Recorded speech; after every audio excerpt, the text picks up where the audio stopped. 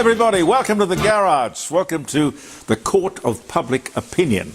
I hope you're well, I hope you're happy, and I hope you might stay with us for this presentation on Facebook, and Andy Martin will put it out on all sorts of different platforms as a podcast where we reach an awful lot of people, thanks to Andy.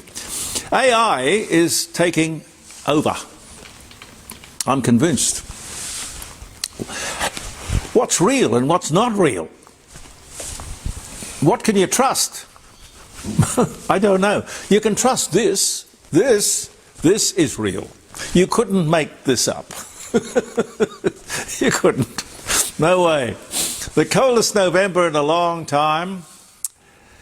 I think you've got to go back to 1913. The lefties, of course, doggedly will stick to the script, the climate script. The climate crazies, they won't say a word about it. Snowing on the highlands of New South Wales and Victoria. Mount Buller looks like midwinter. Amazing. Speaking of the weather, the Libs have sensibly dropped net zero. The only rational decision, of course, surprised that it took them so long. But let's not stop there. One flag. Now they could put together a whole presentation of what they believe in. I hope they believe in one flag. No more welcome to country and sensible levels of immigration. Who the hell picks these liberals, I wonder? I heard one saying the other day, we can't walk away from international agreements like this. Why? Here's another one. We will not only lose the next election, we will lose an entire generation. What rubbish. Absolute rubbish. Car doors slamming. It is a working garage, of course. I don't pretend it's anything else. It is rubbish. If you can't sell Generation Z, and that's who we're talking about, on the truth, you are in the wrong business. Show me one developed country stupid enough to deliver this net zero nonsense. There isn't one. The other thing, the Labour Party is so much better at politics. Labour managed to convince a generation, Generation Z, without any evidence whatsoever, that net zero was shorthand for we care about the environment and the climate. They successfully wedged the Libs, who should immediately have embarked on an information campaign, truth-telling if you like, explaining that net zero was not only impossible, it was unnecessary and unaffordable. It will cost a fortune. It won't happen, of course, but it was penciled in at $9 trillion. It would also cost jobs, opportunities, and rob Generation Z of its very future. Labour is advantaged. I guess that's the proper word. And why shouldn't they take the opportunity to take advantage of the Liberals' lack of talent? Mad if they didn't. I saw Dan Tehan, Shadow Minister, talking to Sarah Ferguson. God, that woman is rude. No, Dan is definitely, and I don't mean it personally, but I don't think he's the sharpest tool in the shed. The Libs have got to do better. Plead with Dr. Patrick Moore, the co-founder of Greenpeace. He was the original Greenie, organise a national speaking tour. He'll tell them the world will look back on this nonsense and will remember climate change as a complete fraud. His words. He's been on my program. I've shown you clips on this posting on Facebook. He is great. And he's also said, if I get the words right, as a scientist, don't you think if there was any evidence that CO2 caused global warming, they would produce it? Of course they would. A survey of Gen Z, Monash University's Youth Barometer, I think they call it, whatever the hell that is, came out on Friday, last Friday, was one of the most depressing documents I've ever seen. These kids, instead of being filled with optimism, they are negative, without hope, no ambition, resigned to never owning a home or having a meaningful, interesting job, not having children, never leaving home or getting married, at home with mum and dad forever. It isn't clear from the article who Gen Z actually blame for this, but they are ripe. They must be ripe to be persuaded that their depression, their negative outlook, is caused by Labour's policies, and that the future can be bright. It's up to them. It all starts with the economy. Stupid. Labour mucks up the economy every time it comes to power. Government should have as its primary objective, do no harm. Here's the simple truth. There is no need for Australia to cut emissions. For this government to subject us to these incredibly high electricity prices, to achieve absolutely nothing, is beyond belief. We should not, we must not accept this. As far as the globe is concerned, it doesn't matter what we do. Like climate change, this government is a con.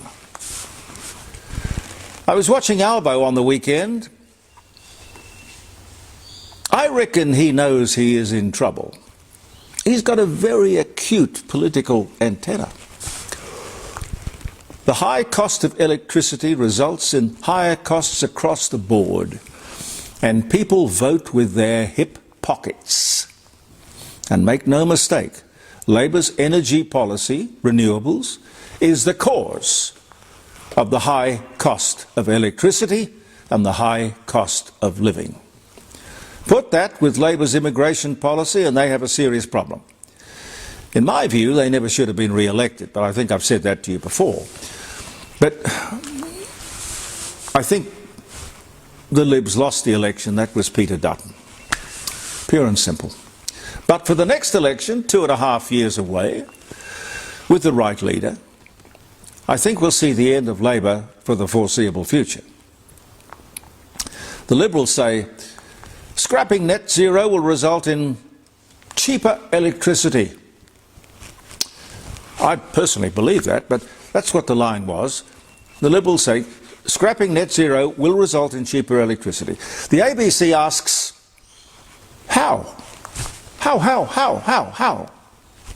Reasonable? Anthony Albanese said on The Insiders, same program, the coalition approach will hurt Australia. The ABC could have asked, how? How? But they didn't. Oh, God. Oh, dear. That place is costing us over $1 billion a year. The Labor Party should be paying that, not us.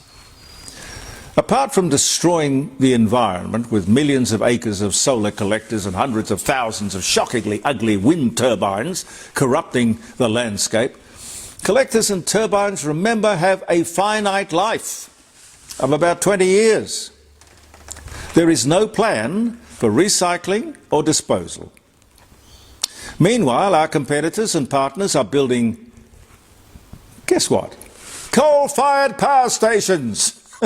China, one a week in fact, using our coal to produce cheap electricity and boost their economy, while they sell these idiots in Australia solar panels. This is so weird it's almost laughable. You know, coal-fired power stations provide electricity in India and China at about 60, maybe 64 cents tops, 64 cents per kilowatt hour, right? With Labour's renewables, we're paying up to $1.59, $1.70 per kilowatt hour. And we own the coal. Isn't that unbelievable? It is. I don't know what. Labor is either brilliant at selling us this rubbish, or it is that we are stupid. Why in God's name would we let them get away with it? When asked why we are trying to get this COP nonsense to Australia, Penny Wong said on the weekend, to show the world we're serious about climate change.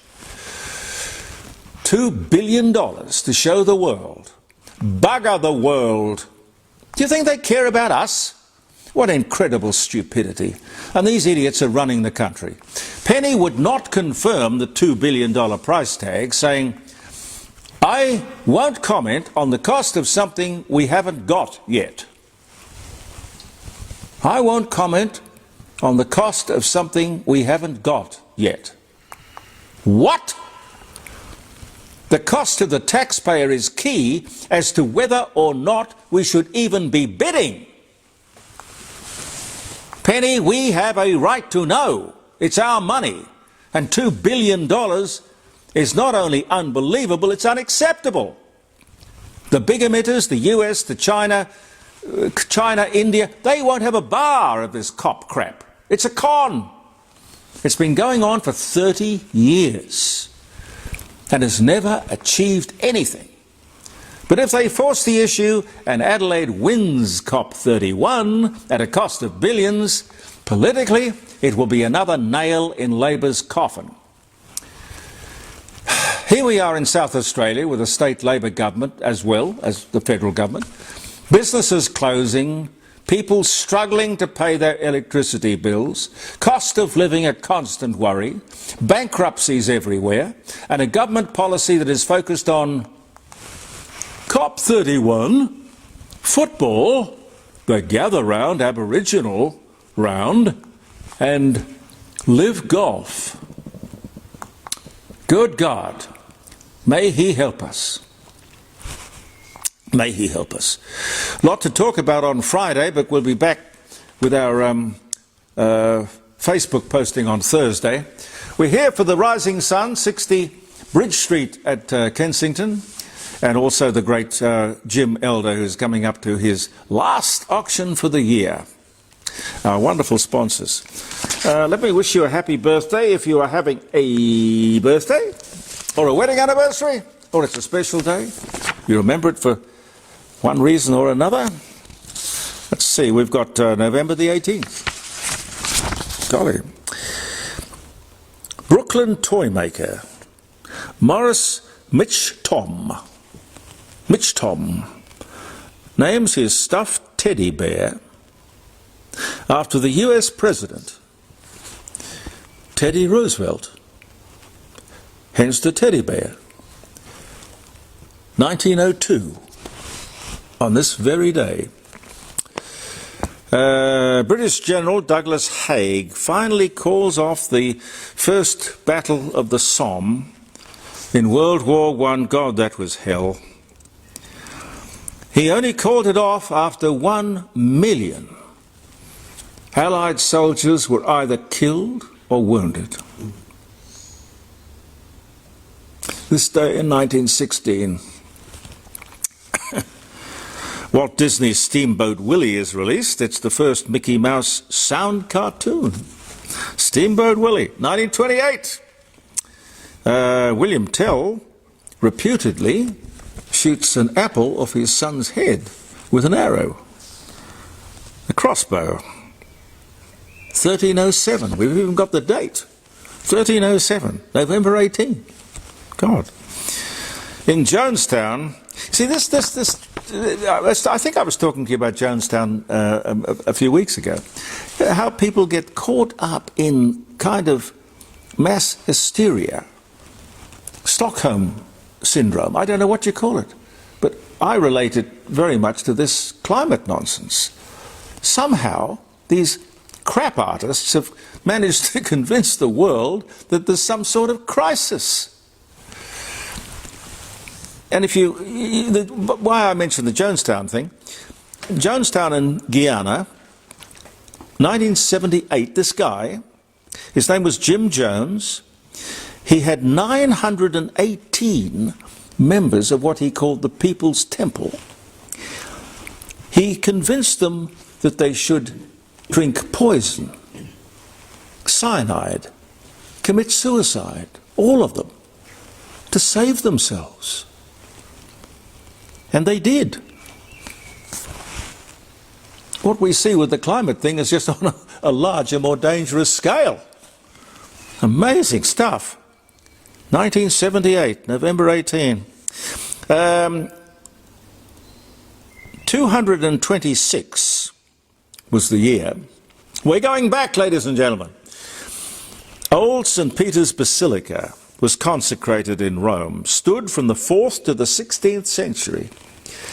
1626, St. Peter's Basilica is consecrated in Rome, replacing the earlier basilica on the same site and becoming the world's largest Christian church. Some of you have probably been there and seen it. I haven't, but it must be quite a sight. William Bonwell patents the first electrified dental... Oh, God. The first electrified dental mallet.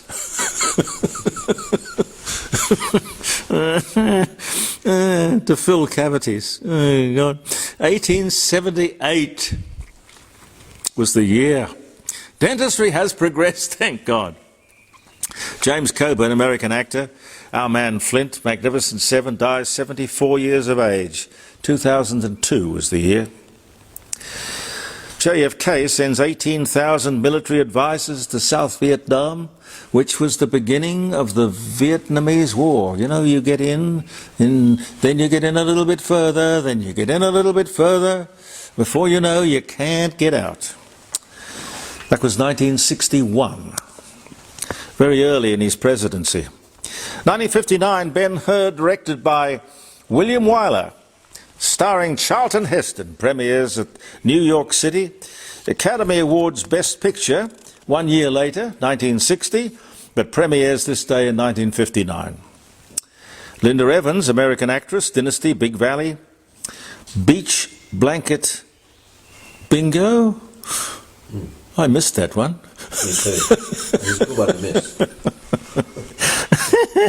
Was born in Hartford, Connecticut in 1942. Happy birthday, Linda.